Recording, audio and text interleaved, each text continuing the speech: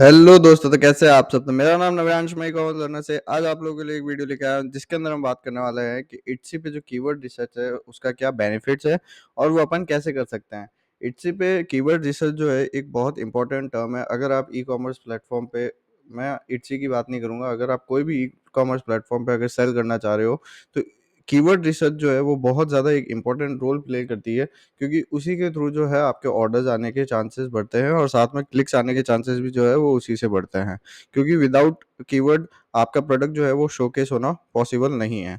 तो इसलिए आज की ये जो वीडियो है ये पूरी इसी के ऊपर होने वाली है। वीडियो पे चैनल पे पहली बार आए हो तो चैनल को सब्सक्राइब करके जाना, क्योंकि ऐसी वीडियोस हम लोग लाते रहते हैं। सबसे पहले स्टार्ट करते हैं कि कीवर्ड रिसर्च जो है वो क्यों ज़रूरी है, ठीक है? वो क्या मैटर करती है? तो उसके अंदर चीज़ें आती है, जो सबसे पहले आती है जो एल्गोरिथम फेवरेट होता है। फिर आता है उससे ऑर्गेनिक ट्रैफिक आना स्टार्ट होता है और एक क्वालिफाइड बायर्स जो है वो अपन को मिलना स्टार्ट हो जाते हैं। क्वालिफाइड बायर्स का यहाँ मतलब है कि एक तो होता है आए, देखा और चले गए। बट आए, क्लिक करा, परचेज करा, रिव्यू दिया, वो होता है क्वालिफाइड बायर्स। कुछ बायर्स ऐसे भी होंगे जो प्रोडक्ट मंगाते हैं फिर रिटर्न कर देते हैं, मंगाते हैं रिटर्न कर देते हैं, तो वो उनको अपन क्वालिफाइड बायर्स के अंदर नहीं काउंट करते। ऑर्गेनिक ट्रैफिक जो है वो जब ही आ पाता है जब आपका अच्छा कीवर्ड्स यूज़ हो रहे हैं या फिर आपके जो बायर्स हैं वो विज़िट कर रहे हैं आपके प्रोडक्ट को।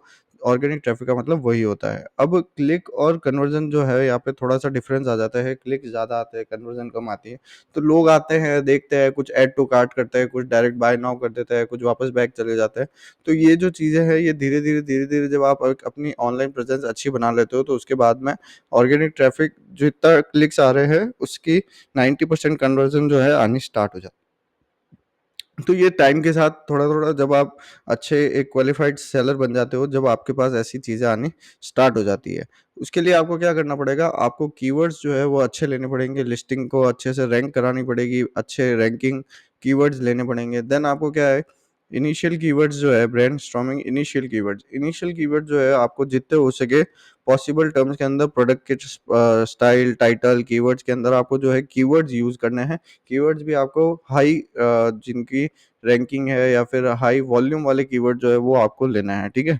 और इट्सी कई बार जब अपन कीवर्ड्स डालते हैं तो इट्सी भी जो है अपना सजेशन देता है, तो वो सजेशन को भी अपन को ध्यान में रखते हुए चलना है, क्योंकि इट्सी जो है वो बाकी जो अपने कॉम्पिटिटर्स हैं उनको देख के ही कुछ कीवर्ड्स अपन को सजेस्ट करता है कि आप ये कीवर्ड्स भी जो है वो यूज़ कर सकते हो। तो अपन को वो कीवर्ड्स भी जो है वो यूज़ करने हैं। देन अपन बात करते हैं कि इट्सी के सजेशन, जब अपन इट्सी सर्च बार पे जाके अगर वहाँ पे कुछ भी सर्च कर रहे हैं, तो वहाँ पे जो कई बार जैसे अपन ने सिर्फ लिखा रिंग, तो रिंग लिखने के बाद में वहाँ पे बहुत सारे और अदर ऑप्शंस भी आ जाते हैं। तो वो एक तरह से कीवर्ड्स ही है, उनको भी अपन को अपनी जो लिस्टिंग है उसके अंदर यूज़ करना है। ये चीज़ मैं आपको अपने जब अपन ने अमेज़न की सीरीज़ करी थी तो उसके अंदर भी जो है मैंने ये चीज़ बताई थी आपको। तो इसी तरह अमेज़न की तरह इट्सी के अंदर भी जब आप सर्च बार में जाके कुछ भी टाइप करोगे तो वहाँ पे धीरे-धीरे आपको और भी कीवर्ड्स मिलने स्टार्ट हो जाएँगे। वो एक ऑर्गेनिक कीवर्ड्स है जो लोगों ने सर्च करे हैं, जिनके थ्रू ऑर्डर्स आए हैं। तो वो कीवर्ड्स भी आपको, वो चाहे लॉन्ग टेल भी हो सकते हैं या शॉर्ट टेल हो, वो उसपे आपको कोई दिक्कत नहीं है। आपको वो कीवर्ड्स लेने ही लेने हैं अपनी लिस्टिंग के अंदर। देन अपन बात करते हैं कि जो अपनी इट्सी की रैंक आ रही है या कीवर्ड्स की जो रैंकिंग है अपन को वो चेक करना है। मतलब उनकी वॉल्यूम चेक करनी है, उनका कॉम्पिटिशन चेक करना है या उनका ट्रेंड चेक करना है। तो उसके लिए काफ़ी सारे सॉफ्टवेयर अपन ने पहले भी डिस्कस कर रखे हैं। वैसे एक इट्सी रैंक करके एक सॉफ्टवेयर आता है, जिस पे जाके आप ये सब सर्च कर सकते हो। वहाँ पे आपको वॉल्यूम भी मिल जाएगा, सर्च वॉल्यूम भी मिल जाता है, साथ में आपका कितना कॉम्पिटिशन है वो भी मिल जाता है, और अभी कौन-सा ट्रेंड चल रहा है और कौन-सी डेट तक का चलेगा या कौन-सी डेट तक चल चुका है, उसपे कितने ऑर्डर्स आ चुके हैं, कितने क्लिक्स आ चुके हैं, वो सारी डिटेल जो है वो इट्सी रैंक आपको दे देता है। देन अपन बात करते हैं कि competitive insight, real time data और एनालाइज कॉम्पिटिटर। अपन को रियल टाइम डाटा पे भी पूरा ध्यान रखना है। मतलब रियल टाइम डेटा मतलब अभी कौन सा प्रोडक्ट ज़्यादा चल रहा है या अभी कौन से कीवर्ड्स ज़्यादा चल रहे हैं, किन पे ज़्यादा क्लिक्स आ रहे हैं, किन पे ज़्यादा कन्वर्जन आ रही है, तो वो रियल टाइम डेटा रखना है। अपन को पुराना डेटा से कोई मतलब नहीं है। अपन को अभी जो ट्रेंड चल रहा है उसके अकॉर्डिंग काम करना पड़ेगा।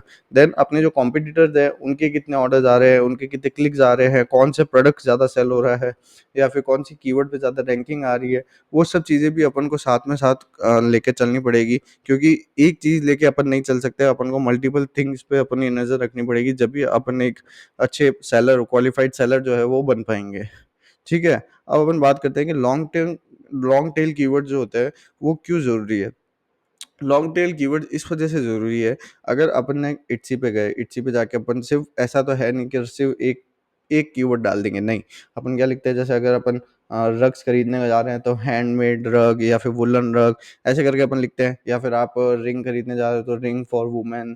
तो ये एक तरह से ये थोड़े लॉन्ग टेल कीवर्ड्स हो जाते हैं, तो ये कीवर्ड्स अपन को यूज़ करना इसलिए ज़रूरी है, जिससे कि अपनी जो सर्च टर्म है वो उनसे मैच हो सके और अपना प्रोडक्ट जो है वो ज़्यादा ऊपर दिख सके। क्योंकि लॉन्ग टेल कीवर्ड्स के अंदर आज के टाइम पे मैं अभी का आपको करंट ट्रेंड बता रहा हूँ कि अभी जो है लॉन्ग टेल कीवर्ड्स पे जो है कंपटीशन थोड़ा-सा कम है, क्योंकि लोग लॉन्ग टेल कीवर्ड्स अभी इतना यूज़ नहीं करते हैं, वो शॉर्ट टेल ही यूज़ करते हैं।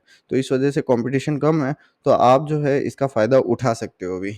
उन पे हाई कन्वर्जन आने के भी चांसेस जो है वो बहुत ज़्यादा रहते हैं। ठीक है? देन अपन बात करते हैं अपने कॉम्पिटिटर की लिस्टिंग को कैसे आप एनालाइज़ करोगे? तो कॉम्पिटिटर की जो लिस्टिंग है उसको एनालाइज़ करने के लिए आप सबसे पहले अपने टॉप कॉम्पिटिटर्स के जो है नेम निकालो, उनके जो टॉप सेलिंग प्रोडक्ट है वो निकालो, ठीक है? उनके कीवर्ड्स, उनके टैग्स, उनके टाइटल्स वो सब मैच करो, उनके उनमें देखो वो कौन-कौन से कीवर्ड्स यूज़ कर रहा है, वही कीवर्ड्स अपन को भी यूज़ करने हैं, वही टाइटल उसी टाइप का टाइटल अपन को भी यूज़ करना है। इसी तरह से जो है आप इट्सी पे रैंक ला पाओगे। अदरवाइज़ सिर्फ़ लिस्ट करने से प्रोडक्ट उस पे सेल नहीं आने वाली है। आपको थोड़ी तो मेहनत उस पे भी करनी पड़ेगी, जब जाके आप जो है एक अच्छा सेलर जो है वो आप बन पाओगे और एक अच्छे नंबर्स ऑफ ऑर्डर जो है आप रिसीव कर पाओगे। देन अपन बात करते हैं, आपको हर थोड़े टाइम के अंदर अपनी खुद की जो लिस्टिंग है उसको आपको ऑप्टिमाइज़ करते रहना है। ऑप्टिमाइज़ से मेरा मतलब है यहाँ पे कि जब तक आप अपनी लिस्टिंग को रेगुलरली या हर 10 डेज़ में, हर 20 डेज़ के अंदर चेक नहीं करोगे कि भाई इस पे कन्वर्जन क्यों नहीं आ रही है या फिर इस पे क्लिक क्यों नहीं आ रहे हैं, तो वो जब तक आप नहीं चेक करोगे तो जब तक आपको पता नहीं चलेगा कि आप कहाँ रुक रहे हो। मतलब अगर आपने कीवर्ड प्लेसमेंट आपने लिस्टिंग करी उस टाइम में आपने कीवर्ड प्लेसमेंट ढंग से नहीं किया, इस वजह से आपके क्लिक्स नहीं आ रहे हैं या आपके ऑर्डर्स नहीं आ रहे हैं, तो आप जब तक उस चीज़ को जाके चेक नहीं करोगे, उस चीज़ को रीराइट नहीं करोगे, उसको सही नहीं करोगे, जब तक आपके ऑर्डर्स नहीं आएँगे और जब तक आप सिर्फ़ बैठे ही रहोगे, तो वो सब करने का कोई सेंस नहीं है। इस वजह से हर थोड़े दिन के अंदर अगर आपको लग रहा है कि आपके उस प्रोडक्ट पे नहीं आ रही है, रैंकिंग नहीं आ रही है या फिर उस प्रोडक्ट पे ऑर्डर्स नहीं आ रहे हैं, तो आप क्या करो, आप जाओ, आप उस पे सर्च करो, आप कीवर्ड इंसर्ट करो, आप टाइटल चेंज करो, इमेजेस चेंज करके देखो, क्योंकि ये सब चीज़ें ही है जो कि काफ़ी ज़्यादा इफ़ेक्ट करती है अपनी लिस्टिंग पे। तो अगर आपकी भी लिस्टिंग पे ऑर्डर्स नहीं आ रहे हैं या फिर कीवर्ड्स या फिर क्लिक्स नहीं आ रहे हैं, रिव्यूज़ नहीं आ रहे हैं, तो आप एक बार जाके उनको अपडेट करो, हर थोड़े टाइम में अपडेट करो और जिन पे अच्छे ऑर्डर्स आ रहे हैं, उनको तो आपको छेड़ने की ज़रूरत ही नहीं है, उनको आप ऐसे ही रहने दो। देन अपन बात करते हैं कीवर्ड स्टफिंग मतलब आप अपनी नेचुरल लैंग्वेज के अंदर जो आपके बायर्स सर्च करते हैं, ठीक है? आप उस पे सर्च करो। जैसे कई बार जब आप कुछ ऐसे रूरल एरियाज़ से बिलॉन्ग करते हो जहाँ पे लोग हिंदी में भी सर्च करते हैं, तो आप वो हिंदी कीवर्ड्स भी जो है आप अपनी लिस्टिंग के अंदर डाल सकते हो, जिससे कि आपकी लिस्टिंग जो है वो टॉप पे आ जाए। अगर वो उन्होंने सर्च करा है वही चीज़ जो कि आपको पता है कि आप किस एरिया में रह रहे हो, जिस एरिया में आप रह रहे हो, जहाँ से आपके ऑर्डर्स अच्छे आ रहे हैं, उस एरिया में जो लैंग्वेज यूज़ हो रही है, उस लैंग्वेज के अंदर अगर आपने डाल दिया है, तो आपकी लिस्टिंग जो है वो सबसे ऊपर शो होगी और क्योंकि वो रिलेवेंट होगी, सबसे कीवर्ड जो है आपका पूरा रिलेवेंट होगा, तो आपकी लिस्टिंग जो है सबसे फर्स्ट पे दिखने वाली है। ठीक है? अब अपन बात करने वाले हैं कि मॉनिटरिंग और रिफाइनिंग कीवर्ड्स को कैसे करें? आपको अपने कीवर्ड्स की परफॉर्मेंस चेक करनी है, कीवर्ड्स अपडेट करते रहना है और साथ में इट्सी का जो स्टेट्स है, उनको भी आपको चेक करते रहना है कि भाई इट्सी पे जो है अपने क्या स्टेट्स चल रहे हैं, अभी डैशबोर्ड सही है या नहीं है? क्या अपने कितने क्लिक्स आ रहे हैं, कन्वर्जन कितनी आ रही है, व्यूज़ कितने आ रहे हैं? ये सब चीज़ें आपको डेली टू डेली मॉनिटर करनी पड़ेगी, अदरवाइज़ आपको ऑर्डर्स नहीं आएँगे। आप जैसे-जैसे मॉनिटरिंग करते रहेंगे, वैसे-वैसे आपको और अच्छे ऑर्डर्स आते रहेंगे, क्योंकि आपको खुद को पहले माइंड से अपडेट रहना पड़ेगा, आपको इट्सी पे अपडेट रहना पड़ेगा। अगर आप सीरियस रहेंगे, then only you will get the orders, ठीक है? तो आज की वीडियो को यहीं खत्म करते हैं। अगर कुछ भी डाउट हो तो मेरे को कमेंट सेक्शन में ज़रूर बता देना, उसका आंसर मैं ज़रूर करूँगा। फिर मिलते हैं दूसरी वीडियो के साथ। Thank you.